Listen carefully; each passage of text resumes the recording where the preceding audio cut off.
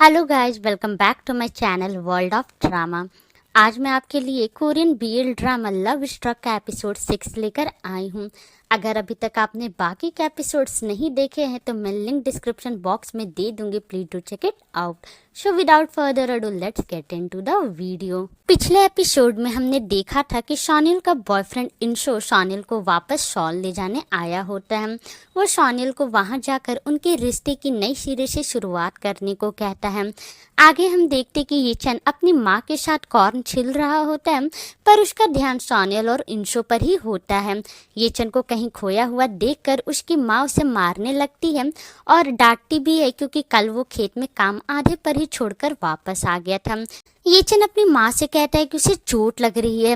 वो खुद ऐसा बनना नहीं चाहता है और ना ही ये सब करना चाहता है। वो अपने हर्ट को कंट्रोल नहीं कर पा रहा है, इसलिए उसे बहुत ज़्यादा दर्द कर रहा है। ये चन की बातों से हम समझ पाते हैं कि वो असल में कितना हर्ट हो रहा है, पर ये बात उसकी माँ नहीं समझ पाती है और ये चन को बकवास करने के लिए मना करती है। उसके बाद वो येचन को शॉनिल को उसके कपड़े लौटा कर आने को बोलती है और साथ ही साथ कुछ कॉर्न्स देकर आने को भी कहती है। येचन को शॉनिल के घर जाने से हिचकिचाता देख उसकी माँ को लगता है कि शायद उन दोनों की लड़ाई हुई है, इसलिए वो खुद ही जाने लगती है। लेकिन येचन अपनी माँ को रोककर खुद शॉनिल के घर के लिए निकल पड़ता है। तभी वो देखता है कि शॉनिल और इंशु घर के बाहर बात कर रहे हैं। इंशु शॉनिल को वापस शॉल जाने को बोल रहा है और एक नई शुरुआत करने को कह रहा है। घबराहट की वजह से येचन के मुंह से नहीं निकल जाता है और वो शॉनिल को जाने के लिए मना करता है।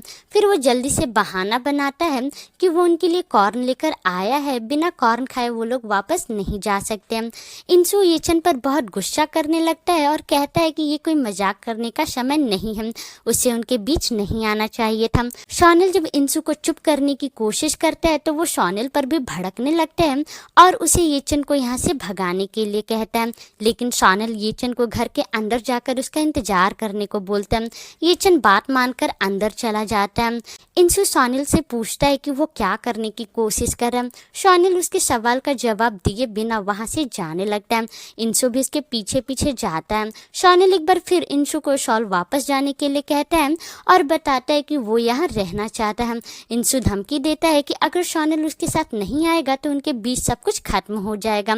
शॉनिल आखिरकार इंशु से ब्रेकअप करने के लिए बोल देता है, क्योंकि वैसे भी उनका रिश्ता बहुत पहले ही खत्म हो चुका है। वो लोग बस मानना नहीं चाहते थे। इंशु समझ जाता है कि शॉनिल उससे ब्रेकअप उस इंसिडेंट की वजह से कर रहा है। इंशु कहता है कि उसके लिए भी ये देखना आसान नहीं था कि शॉनिल ने उसकी वजह से म्यूजिक छोड़ दी है। इस वजह से वो उससे कम चीज़ों के बारे में बातें करने लगा था। वो इस बात से अनजान नहीं है कि शॉनिल को रात में सोने में दिक्कत होती है। वो बस यही सोचते रहता है कि उसे शॉनिल से ब्रेकअप कर लेना चाहिए या फिर से उसे म्यूजिक बनाने के लिए बोलना चाहिए। लेकिन वो ये भी नहीं चाहता है कि शॉनिल म्यूजिक के लिए उसे छोड़ दे। इंशु शॉनिल का हाथ पकड़कर कहता है कि वो जानता है कि वो सेल्फिश है, लेकिन वो उससे ब्रेकअप कैसे कर सकता है। शॉनिल अपना हाथ छुड़ाता है और इंशु को ये सब झेलने के लिए सॉरी बोलता है। साथ ही साथ वो इंशु को इन सब का भार खुद पर डालने के लिए मना भी करता है, क्योंकि म्यूजिक छोड़ने का फैसला उसका था। अगर उसे टाइम में वापस भी जाना पड़ता तब भी वो यही फैसला लेता। उसने उसके साथ बिताए समय को कभी भी रिग्रेट नहीं किया। लेकिन वो लोग अब समझ चुके हैं कि उनके बीच जो भी है, ना ही ये रिश्ता है और ना ही प्यार है, इसलिए शॉनिल उनके रिश्ते को यही खत्म करने के लिए कहता है। इधर येचन घर के बाहर बैठकर यही सोचते रहता है कि क्या शॉनिल सच में वापस चला जाएगा। तभी शॉनिल वहां आता है। येचन शॉनिल से इंशु के बारे में पूछता। शॉनिल बताता है कि वो जा चुका है, अब वो वापस नहीं आएगा। इतना कहकर वो घर के अंदर चला जाता है। उस दिन के बाद से येचन शॉनिल से कुछ दिनों तक नहीं मिलता है। हमेशा की तरह येचन काम पर जा रहा होता है कि तभी डोंगसिक भागते हुए उसके पास आता है और अपने साथ शॉनिल के घर ले आता है। येचन डोंगसिक से शॉनिल के बारे में पूछता है कि वो ठीक तो है, क्योंकि उसे शॉनिल की चिंता सता रही होती है। येचन खिड़की से घर के अंदर झांकने की कोशिश करता ही है कि तभी शॉनिल बाहर आता है और पूछता है कि क्या वो डोंगसिक को बाहर लेकर गया था।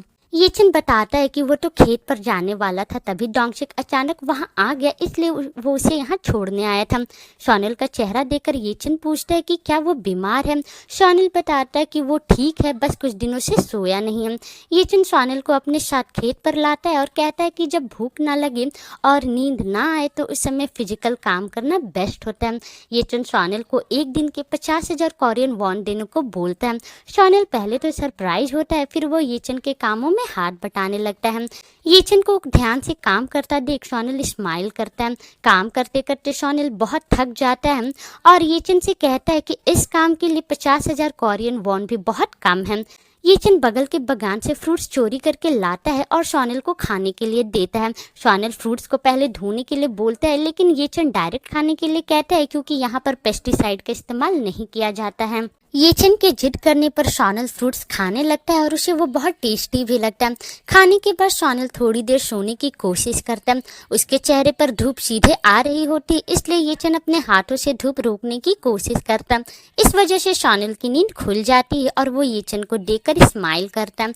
घर आकर शॉनेल सोया हुआ होता है कि तभी मार्क का उसे कॉल आता है, ये पूछने के लिए कि क्या वो उनके साथ वाइन बनाना चाहता है, क्योंकि वो लोग हर साल उसके दादाजी के साथ वाइन बनाते हैं। शॉनेल हाँ बोलकर फिर से सो जाता है। थोड़ी देर के बाद मार्क और ये चिन वाइन बनाने का सारा सामान लेकर शॉनेल के घर आते हैं, क्योंकि वो लोग हर साल यहीं पर वाइन बनाते हैं। शॉनेल को ये बात नहीं पता थी। मार्क शॉनेल को वाइन बनाने के लिए मान जाने के लिए थैंक यू बोलता है, क्योंकि उसे डर था कि कहीं वो मना ना कर दे। उसके बाद सभी लोग वाइन बनाने लगते हैं। शॉनेल भी उनकी मदद करते हैं। वाइन बनकर रेडी हो जाती है, बस उसके फर्मेंट होने का इंतजार होता है। मार्क उनको बताता है कि उन लोगों ने जो पिछले साल वाइन बनाया था, आज रात वो लोग वही वाइन पियेंगे। ये चिन बहुत खुश होता है क्योंकि इस साल वो भी वाइन पी सकता है, क्योंकि अब वो 20 साल का हो चुका है।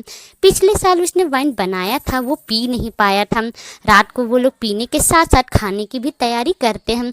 मार्क दोनों को वाइन का एक एक ग्लास देता है और बताता है कि उसकी वाइफ को भी ये वाइन बहुत पसंद है। ये चिन अगली बार से मार्क को उसकी वाइफ को भी लाने को बोलता है, लेकिन मार्क बताता है कि उसकी वाइफ को यही पसंद रहेगा कि वो अकेले ही पिए।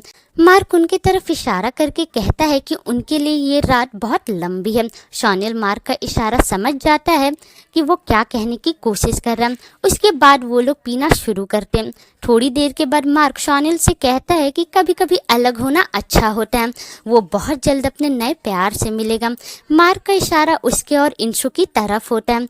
ये चिन मार्क को डांटता है क्योंकि ये तो उनका सीक्रेट था, वो ये सब क्यों बोल रहा है। ये चिन शॉनेल से मार्क को उसके और इंशु के बारे में बताने के लिए माफ़ी मांगता है, जिस पर शॉनेल ये चिन को इस बारे में ज़्यादा टेंशन नहीं लेने को बोलता है। मार्क उनको ये सारी चीज़ भुलाने के लिए फिर से वाइन पीने को देता है। शॉनेल ये चिन को धीरे धीरे पीने के लिए कहता है, जिस पर ये चिन कहता है कि उसने अब तक 2 ही ग्लास पिया है, वो अभी और पी सकता है। शॉनेल को पता होता है कि ये चिन पीने के बाद क्या करता है, इसलिए उसे थोड़ी चिंता होती है, पर ये चिन को वो पीने से रोक भी नहीं पाता। आगे हम देखते हैं कि ये चिन आराम से सोया हुआ होता है। तभी शॉनेल उसके पास आता है और उसे उठाता है। उसके बाद वो अपने शर्ट्स के बटन खोलने लगता है, क्योंकि पीने की वजह से उसे गर्मी लगने लगती है। ये चिन ये देखकर घबरा जाता है। उसके बाद शॉनेल ये चिन का टी शर्ट भी उतारता है। जैसे ही वो लोग किस करने वाले होते कि तभी ये चिन बिस्तर पर से गिर जाता है और उसे एहसास होता है कि वो सपना देख रहा था। ये चिन पागल होने लगता है ये सोच कर कि वो ऐसे सपने क्यों देख रहा है। उसे समझ नहीं आता कि अब वो शॉनेल को फेस कैसे करेगा।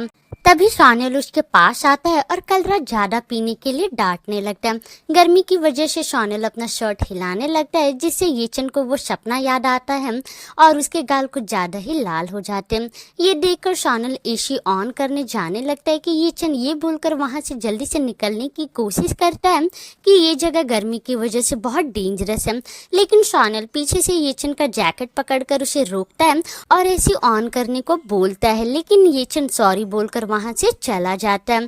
घर आकर ये चिन पानी से अपना मुंह धोता है और यही सोचता है कि वो पागल हो गया जो ऐसे सपने देख रहा है। तभी वहाँ उसकी माँ आती है और ये चिन को पानी बचाने के लिए कहती है, क्योंकि वो कितना भी अपना चेहरा क्यों ना धो ले, वो फिर भी अपने पापा की तरह ही दिखेगा। जिस पर ये चिन कहता है कि वो अपने पापा से ज़्यादा सुंदर दिखता है। ये चिन की माँ को एहसास होता होता है कि येचन के पापा ही उसके पति हैं और उसने ही उन्हें चुना है, इसलिए वो येचन को अपने लिए किसी सुंदर पार्टनर को ढूंढने को कहती है। येचन अपने आप से कहता है कि वो लोगों को चुनने में बहुत अच्छा है। उस दिन के बाद से येचन सोनेल को इग्नोर करना शुरू कर देता है क्योंकि उससे सोनेल की तरफ देखा भी नहीं जा रहा था। सोनेल को भी समझ में नहीं आता कि येचन को हुआ क्या है। वो उसे कॉल करने की कोशिश करता है पर येचन उसका फ़ोन जानबूझकर नहीं उठाता है। अगले दिन सोनेल येचन को उसका बैग लौटाने के बहाने से उससे मिलने जाता है। इस बार येचन उसे देखकर भागता नहीं है और गाड़ी से उतरकर उसके पास आता है। सोनेल येचन को उसका बैग देखकर पूछता है कि वो उसका फ़ोन क्यों नहीं उठा रहा है और उसे देखते ही भाग क्यों जा रहा है। येचन उसकी तरफ नहीं देख रहा होता, इसलिए सोनेल येचन को उसके आंखों में देखकर बताने के लिए कहता है कि आखिर दिक्कत क्या है, क्या उसने उसे गुस्सा दिलाया है, वो उसे इग्नोर क्यों कर रहा है। सोनेल की जिद करने पर येचन बोल ही देता है कि जब वो उसे देखता है वो नर्वस हो जाता है। उसके बाद येचन हिम्मत करके ये भी कन्फेस कर देता है कि वो सोनेल को पसंद करता है। तो इस तरह एपिसोड 6 यहीं पर खत्म होता है।